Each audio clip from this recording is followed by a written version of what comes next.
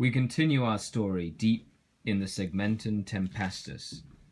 The Scion Inquisitor has miraculously survived and escaped from the Dark Eldar grasp. And now the Scions mobilize to try and capture as much territory as possible from the Dark Eldar to save some of the local populace. Today, the two battle-ready armies will clash in this 1,500-point game in our second installment to the Death of a Sector campaign.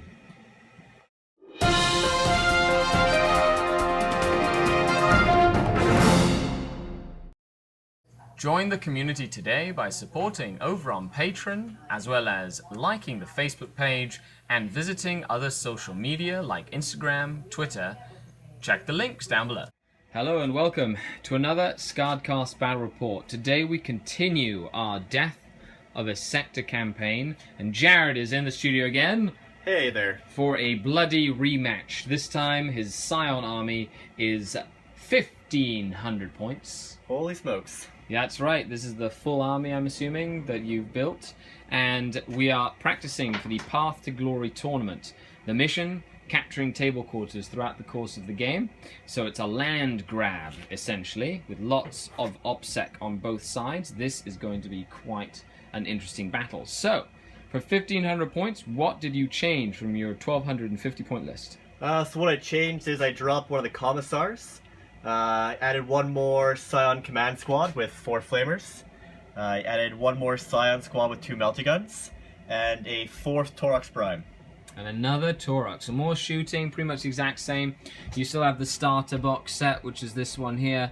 If you want to see a army review, make sure you check the link down below to Jared's army down in the comments. Okay, so 1,500 points of Dark Eldar. This is a competitive build that I've been working on for a couple of weeks. So we've got a Grotesquerie with 2 units of Grotesques. In Raiders, one Raider has an enhanced sail. That's my cool little conversion that looks a lot like a Forge World Tantalus. With my Warlord, he is the Homunculus, an old school Homunculus. He's very nasty. Vexita Mask and a Flesh Gauntlet. And then a CAD led by a Lamian with 2 units of Cabalite Warriors, 5-man strong, 2 in Raiders, 2 in Venom's Dual Cannons. In heavy support, 2 Ravagers with triple Dark Lances. In fast attack, 3 Reaver Jet Bikes with cluster Caltrops, and 2 units of 5 Scourge, 1 unit with Heat Lances, and 1 unit with Haywire Grenades, and 4 Mandrakes ready to infiltrate. As a fortification, I brought an Armored Container with 2 Stormbolters, and I have an allied Inquisitorial detachment of 1 Xenos Inquisitor with 3 Servo Skulls. This is 1,500 points.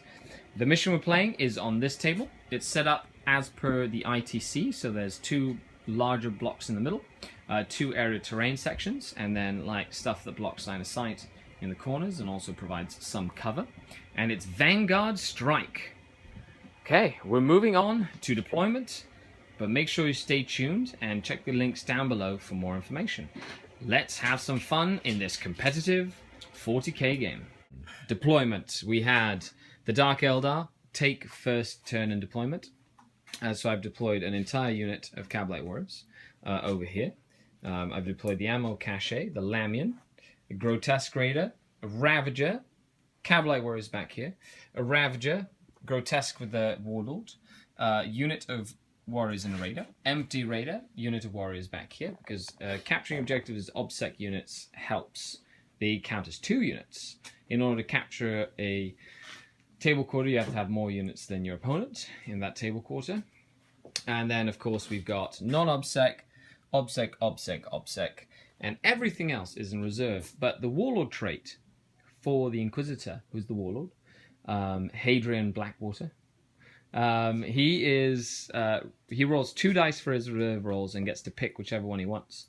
So his reserves, he's got 5 deep striking units and 2 units in the Valkyries, which is going to be pretty cool to say the least. And I've infiltrated some Mandrakes sneakily back here. They're looking to kill some stuff. And it is not Night Fight. Turn 1. In reserve, the Dark Eldar have 2 Venoms, 3 Reaver jet bikes, 2 deep striking units of Scourge, and the Inquisitor, because he's a desperate ally, so I don't want him anywhere close to my army. And the Servo Skulls have just been placed, nothing crazy. But Jared does want to attempt to seize the initiative. All right. And see if the Scions can really start with First Blood is a bonus point this mission. Let's see how it goes. Let's see what happens. Nope, it's a 1. It is a Uno. Okay. It is on to Dark Eldar. Turn 1. Dun, dun, dun, dun, dun. The Mandrakes advance from their position and fail to do any damage to the Taurox, while these Cavalry warriors moved and ran to try and hide behind this broken pipeline. We had this unit of Grotesques boost up in front of the cathedral. This unit of Cavalry warriors boost up, and this unit of Grotesques with their enhanced sail boost up, as well as that unit in the back that boosted. This Ravager got on the top of the building and is fine, and my Lamian discovered nothing of note. While the Ravager fired into that Taurox in the corner and stopped it from shooting, but failed to do anything else. So that Taurox survived with 1 hull point. These Cabalite warriors in the back of my lines have stayed and done nothing.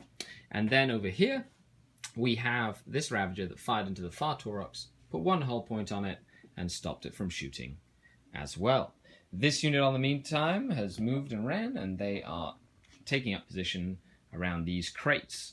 So with that, we're moving on to turn 1 for the Scions.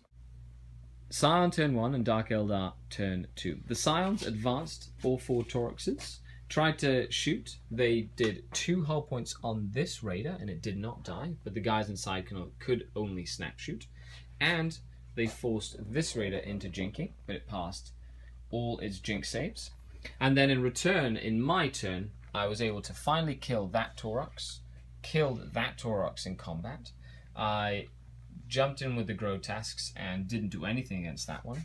And then these Heat Lance Scourge did come in, blew up that Taurox. I have 1 unit of Scourge that Deep Strike mishapped back into reserve. And then I maneuvered a Venom that came in. My Lamian is still there. My Ravager on that side. This Raider moved into the center. My Grotesques kind of moved here with my Warlord. Reaver Jet Bike's in the middle. And this Ravager decided to immobilize himself, while the Inquisitor is happily running across the end of the board. This Cavalry warrior unit is kind of advanced into a more central position around the derelict bastion, and these Cavalry warriors have taken positions around the crates, expecting an all-out reserved beta strike from the from the Scions. So we've got 2, 3, 4, 5, 6, 7 reserve rolls to make. How many can I make? Who knows? Let's see. He gets to roll 2 dice and pick whichever result he wants for all of these. All right, Inquisitor's Valkyrie is in. Mm-hmm. Commissar Valkyrie is in. Yeah. Volley Gun Command Squad is in. Flamer Command Squad is in. What do you got left? Hellrain Brigade Squad is in. That's the Suicide Recycle unit. Yep. Plasma Gun Squad is not in. And then the final Meltagun Squad is in. Cool. So just 1 Plasma Gun Squad does not make it in, but 6 out of his 7 reserves have arrived. Let's see what they can do, because the Dark Eldar have pulled up on kill points and have taken First Blood and are in good position to control some table quarters next turn as well. Strike. So we had this Valkyrie come in here, shoot into this Ravager, forcing it to jink, and it took 1 hull point. This Valkyrie came in hot, killed everybody but 1 guy out of that unit of Cabalite warriors. Over here we had this unit with a plasma gun, grav shoot insertion from the Valkyrie and blow up the Ravager, while this unit here killed 4 out of this unit of Cabalite warriors, leaving 1. He is to ground and he passed his morale save. And then on this flank over here we had this Taurox only kill 1 of the Scourge, because the invulnerable saves save them against the autocannon shots. This unit of plasma guns forced 2 saves, but stealth and shrouded to save the mandrakes. And this unit of flamers, twin linked order, completely wiped out my unit of Cavalry warriors. So he has denied me this quarter and denied me the quarter in the far back, but I do get this quarter and that quarter, bringing the total Dark Eldar points to 5 for the primary, but he has achieved 2 kill points as well. And then this unit of melter guns, deep struck right here, stole my ammo crate, forced the venom into jinking, but the venom did pass its jinx. So now moving on to Dark Eldar turn 3. We have the Scourge with the Haywire Blasters deep striking in once again. I have a Venom to try and show up with a 3+. Nope. And I'm going to re-roll it with my Warlord trait. And it does come in. And Mandrake started by killing 3 out of the unit of Flamers, and they fell back. They are Soul Blaze, so I wanted to roll that on camera. Does the Soul Blaze affect them on a 4+? They do. They take D3 Strength 4 hits. 3 Strength 4 hits. That's 3s to wound. So 1 more save. And 1 goes down. Oh, he's taking it on him. Okay. Very cool. The Scourge basically failed to do anything against that unit. They missed with everything. This Raider also missed, killed 1 model out of that unit. I killed all but 1 out of the recycling unit, so he's got a grenade and stuff, might kill either the Lamian or the Venom. I shot Skyfight into this, didn't do anything. This Raider also helped shoot into those. I had a Raider in the backfield behind the tower over there, shoot into this Valkyrie and do nothing. This Cavalry warrior has hidden. And then over here, I had the Inquisitor make a long charge to charge these Scions. He's taken a wound, but killed 2 models in combat with his chainsword. And then the Reaver Jet Bikes have charged in, killed 1 with a Hammer of Wrath, but they are tied in combat with this unit because of the Feel No Pain that they have, thanks to the Medic, which kept them alive and in the combat. So we've got reserves to roll for the Scions. Yeah, 1 squad left. They're not in. They do not arrive, and that's a unit of melter guns. Mm-hmm. But he still has a unit in that Valkyrie with the Commissar and the Inquisitor in here, but he's going to use them. He's going to use them later in the game.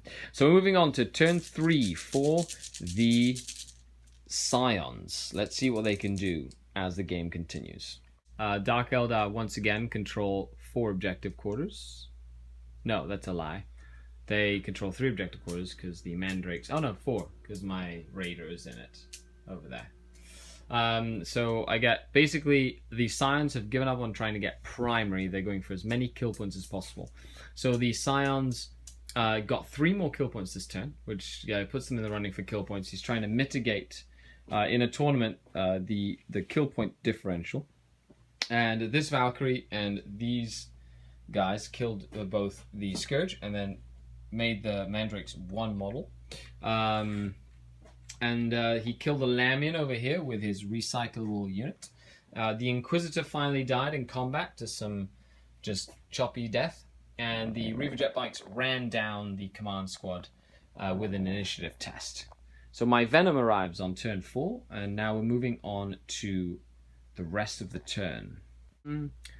The Scions have taken more casualties from the Dark Eldar firepower. We did kill the recycling unit, but it's going to recycle. The Reaver Jet Bikes charged in and killed that unit of Scions that had dispatched of the Inquisitor. And I forced this Valkyrie into jinking, put 1 hull point on it, and I didn't do anything against that one. And I killed that unit down to 1 man, and I did wipe out that unit there. So the Meltagun unit will arrive from reserve, as well as the other Meltagun unit, which is the recycling unit, thanks to the Commissar being alive and well inside that Valkyrie. So moving on to turn 4 for the Scions, he's going for kill points. Let's see what he can do after this. So this Valkyrie coming to HUD mode, drop off this unit as a screening unit. And then this suicide squad killed the Ravager. It blew up. And then forced my Raider into jinking, but did not kill it. While this deep striking unit scattered wildly back. Combined shooting with the jinking Valkyrie only killed one Scourge. I passed 2 of my invulnerable saves, which was really good for the Scourge. So we're moving on. Oh, and then over here, this lone guy is going after the Mandrake at the end of the tunnel. So he's really trying to hunt down those Mandrakes. He doesn't like it very much, but the Mandrake passed his cover save. And now moving on to turn 5. Could be the end of the game. The Dark Eldar plan of attack is to get as many kill points as possible. We're also Linebreaker is up for grabs, where you have to be 12 inches from your opponent's table edge. That means that side of them. And Warlord is also a secondary point, which is over here. First Blood was as well. And what's the 4th one? Marked for Death. Marked for Death, which we completely forgot about. And that is the bonus points. We had the Scourge jump over, lob a plasma grenade, and hit them with AP4 shots. Killed that entire unit. The Reaver jet bikes shot and killed that unit, together with some Cavalite warriors that are still alive back here. The Grotesques failed to charge against the hovering Valkyrie, and both Venoms, that Venom there and this Venom here, both annihilated the unit of Scions that were right there, while every other shooting there, the snap shooting Raider, failed to do anything against the Valkyrie in the back there. And the Mandrake failed to kill his worthy adversary, who's stalking him through the shadows. And we're moving on to turn 5 for the Scions, and the recyclable unit of Meltiguns. They're ready. Comes in again. The Scions, they got 3 kill points by blasting my Scourge, killing the 1 Cavalite unit I had there, and the recycle unit deep struck and killed the other Cavalite unit I had here. And then in combat, he did charge in to try and kill the Mandrake, and the Mandrake killed his guy. So that is the end of turn 5. Let's see if the game continues to a turn 6. No. The game is over. So, kill points wise, because of that turn, he's pulled my kill point total down to 5 kill points instead of 8 for differential. So he was able to deny me 3 points. I do have Linebreaker, but so does he. None of us have Warlord, and I did get First Blood. So I have... so he denied me a full point victory. But other than that, thank you so much for the game, sir. Good game. We were talking a little bit about tactics, so make sure you stay tuned for the Tactical Corner, where we talk about things that we could have done differently, or tactical things about the game. What do you think? What do you think deployment should have been? Jared thinks he should have put his tanks back here, a little bit further away from my lines, in order to generate some extra turns of shooting. And then in terms of changing the list, Jared's thinking about putting in a second Suicide Squad with the starter box set, correct? Yeah. So any last comments at the end of the game? No, it was good practice game, seeing how this army works, so... Yeah, we're just practicing for the tournament Path to Glory 3. Make sure you stay tuned for more content. Thanks a lot for checking the channel out, liking, subbing, sharing the stuff, and if you'd like to become a patron, go over to the Patreon page and support my content. That is all. This is Skari, your grateful host, and coming up, the Tactical Corner. Skari, out.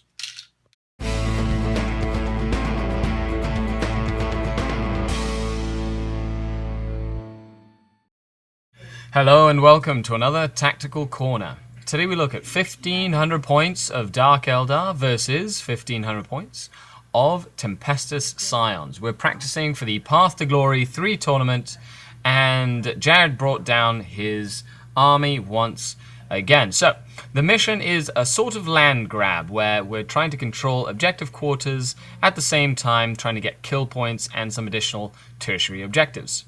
The Scions deployed in a very defensive position, putting all their tanks behind line of sight blocking cover, really mitigating my first turn firepower. Ideally, he should have deployed a little bit further back to prevent me from having a second turn strike against his small force. Considering he was going second, as long as I didn't table him on the first turn, he could have deployed his rest of army in reserve or deep strike. My mandrakes on the flank proved to be quite a thorn in his side, really surviving and doing some additional harassment damage. My strategy was simple. Knowing that his army was going to deep strike, I pretty much fed the middle of the board heavily with infantry and with tanks ready for him to strike, while putting pressure on all the different table quarters, knowing that I was going to get some points before he was able to come in from reserves and start getting the collective points. Once he deep struck, he did do some damage, but it wasn't really enough damage, and once he had committed to the table, the rest of my army made short and quick work of his small elite units. Could have the Scions done anything different? Probably focusing specifically their entire army on one table quarter to prevent the damage, and sacrificing a few units to stop the grotesques from having transportation and movement. The Valkyries are of course the weakest link in the Scion army, being unable to really deal with tanks of any kind, but still having the mobility to deal with the enemy. All in all, it was a really fun game, and it showcases two very similar armies going against each other and seeing who gets the jump on who. Thanks for watching. Check the links down below.